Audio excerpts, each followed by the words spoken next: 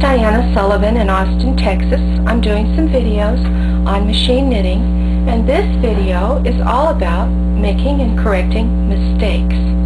Now, one of the things that can happen when you're knitting, and isn't necessarily a mistake, it could happen for a number of reasons, is you could be knitting across and the carriage might jam. For instance, if this were to happen, then you need to remove the carriage without doing any damage to the needles, the knitting, or the carriage. The first thing to do is to loosen these screws.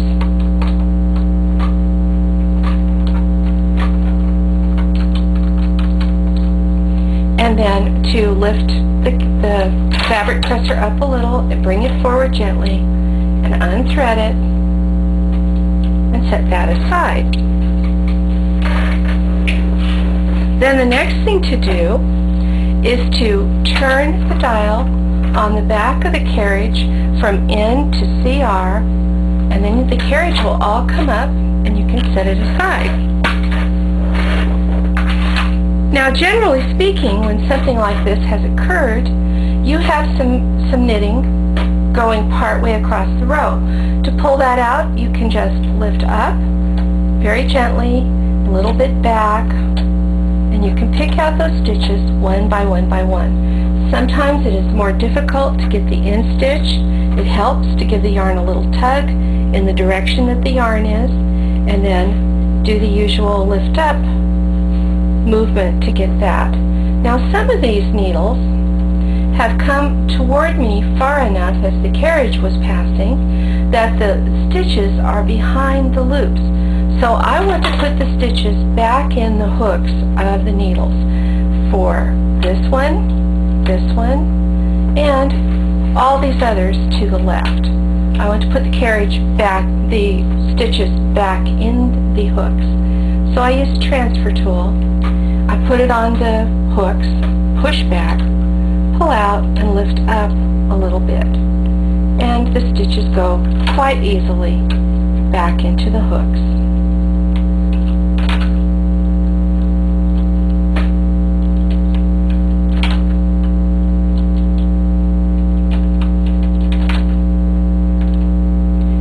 Now, let us suppose that for some reason or other, and it might not be because the carriage jammed, but for some reason or other, you want to rip out 3 rows. Here is how to rip out. You want to keep this tool handy. This is the needle pusher, and I'm going to push the needles all the way back using the pusher on the needle butts so that the gate pegs are exerting some pressure between the stitches. And then I can rip out by pulling in the direction that the yarn is. So the yarn is on the right, so I pull this way. And you could see, when you practice this at home, that the stitches start to climb up on the hooks of the needles when I do that. And then I just sort of lift upward and forward, and a whole bunch of stitches rip right out. Sometimes when you get to the last stitch, it is a little more difficult to rip out. So you grasp the knitting, pull it outward to the edge, and then you lift the yarn up. That was one row, and here comes the second row. After each row is ripped, I always push back again. Just get in the habit of that. You can rip out without pushing the needles back, but it's so much easier if the stitches are seated hard back against the gate pegs. I come to the last one, I give a little tuck to the right to make that a little easier to do. That is 2 rows ripped out. And of course, I want you to practice this. I want you to rip out deliberately for several rows until it gets quite easy for you. And let me get this last stitch by pulling to the left and lifting up gently. And I've got it. Now the yarn is all floppy because I pulled out several rows of stitches. So I can reach to the upper tension unit in the back, and I'm just going to yank it down back there, and when you yank it down back there, it comes up in the front. Now, another thing that might happen to you is you might drop a couple of stitches. You might find, for some reason or other in your knitting, not because you ripped, but for some reason, you've got a couple of dropped stitches. The stitches are off the hook. Maybe the stitches are even beginning to form a run down where they're unraveling. To correct this, you need the latch tool. You need to take the latch tool and put it behind the stitches and catch the last formed loop.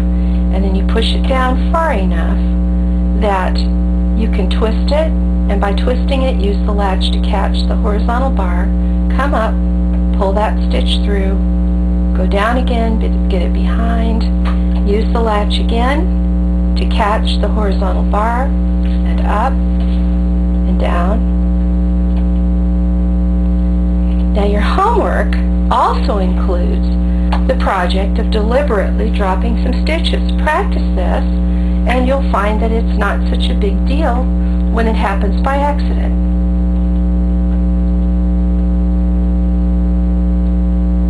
Got a little twisting motion that I use. This is much easier if it doesn't run down so far, but when I'm so far down, I need some kind of way to get behind what I need to be behind. And the latch needs to be open to catch that horizontal bar. That's how you pick up a dropped stitch.